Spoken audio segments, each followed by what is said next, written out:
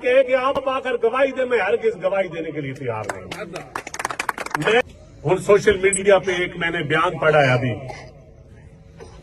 कि जी किसी रेफरेंस में मैं नदीम अफजल चंद इमरान खान के खिलाफ गवाही देगा, कादर ट्रस्ट जो करप्शन का केस चल रहा है।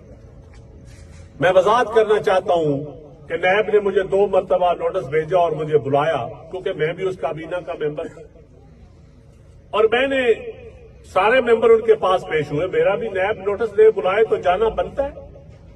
एक लॉ अबाइडिंग पर्सन के तौर पे फर्ज है, कोई एजेंसी जब आपको बुलाती है तो आपने जाना होता है। तो मैं भी गया, जो कुछ उस काबीना में हुआ वो मैंने उनको बता दिया। मैं तो कैबिनेट का मेंबर, फेडरल मिनिस्टर नहीं था, मैं तो स्पेशल इन्वाइटी के तौर पे था।